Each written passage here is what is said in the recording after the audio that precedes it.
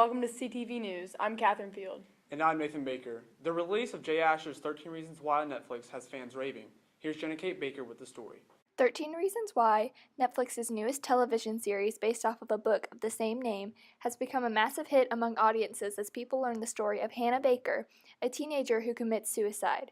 In 2014, students at Oxford High School were able to listen to the author, Jay Asher, speak about the book on his 50 States Against Bullying tour. And the only reason I chose 13 was because I like puns, and her last name is always Baker. If you've heard of a baker's dozen, that's 13. 13 is the unlucky number, appropriate for a story like this. So I knew I was going to have to find 13 reasons, and I knew some of them early on because of different situations I knew I wanted her to experience. With Selena Gomez as one of the main producers of the show, it's no wonder it has gained so much popularity. I talked to Caroline Newsom to get her opinion on the show. Well, because there are tons of students out there that we don't even know are feeling like that.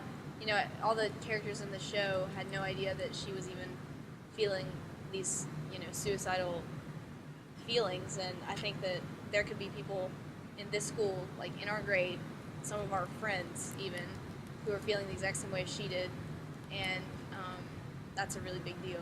While the show has caused a lot of conversations about mental health and suicide, there has also been some backlash due to the traumatic nature and graphic scenes in some episodes. Therapist Denise Bishop explains why there is some criticism surrounding the show. I think the show does an adequate job of introducing topics like bullying, rape culture. The thing that the show does not address are mental health issues that can oftentimes lead someone to feel desperate enough to commit suicide.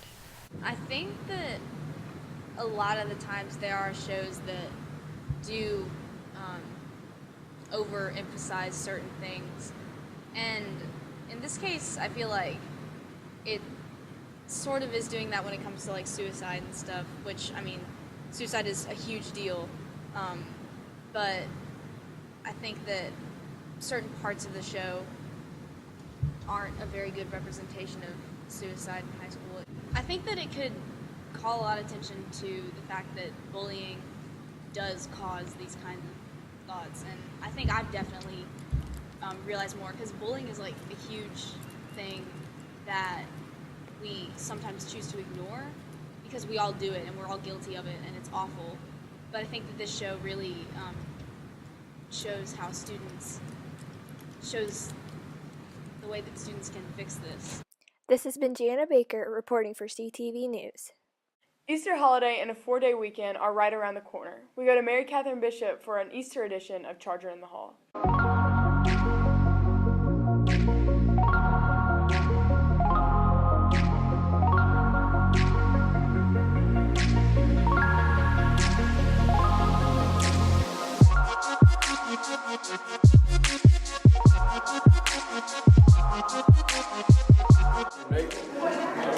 Cameron Mays. Hunter Henderson. I'm a freshman. Sophomore. Hello, I'm Mercy Husband.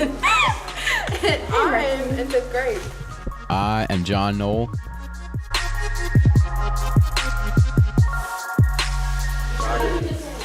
Jelly beans. Candy. I love Peeps. Egg Reese's Pieces thingies. Those are pretty good. Oh no.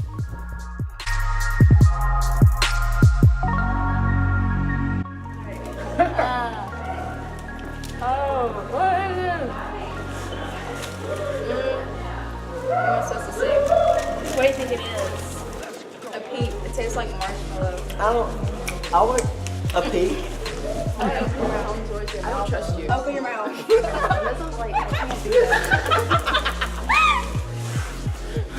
I'm gonna say this is a marshmallow. No, it's a jelly bean. What is this? Creamy. It's an egg. A chocolate cream egg. Recently, Donald Trump coordinated an airstrike on a Syrian airbase. Here's Catherine Field with a background of the crisis in Syria. On just about every newsstand, you can find conversations of the war in Syria, and just recently, the U.S. has sent an airstrike to the country. But what's even going on? First off, Syrian President Bashar al-Assad has ruled Syria since 2000 after his father died and has been the initial cause of much of the uprising in Syria. In March 2011, in the southern city of Daraa, 15 teenagers painted anti-government graffiti against Assad on the walls of their school. They were arrested and tortured by Bashar al-Assad's government. Because of the boys' torture, uprisings began to spread all across Syria. When these uprisings were violently shot down by the government, the Syrian civil war began between the Syrian government and the pro-democracy rebels who wanted the downfall of Assad. These protests were treated with violence, such as chemical bombs and poisonous gas, and Syrian soldiers indiscriminately shooting at men, women, and children fleeing the country. The most recent of Assad's attack was a chemical bomb launched on April 6, which killed about 75 men, women, and children. In response to the attack, President Donald Trump said the government's killing of civilians had changed his views on Syria and motivated him to take action. Assad choked out the lives of helpless men, women, and children. It was a slow and brutal death for so many. Even beautiful babies were cruelly murdered in this very barbaric attack. Since 2011, it is estimated that about 400,000 people have been killed in the Syrian civil war. Action is ever changing in the Middle East and Syria, so keep with your local news to find out more. This has been Catherine Field with CTV News.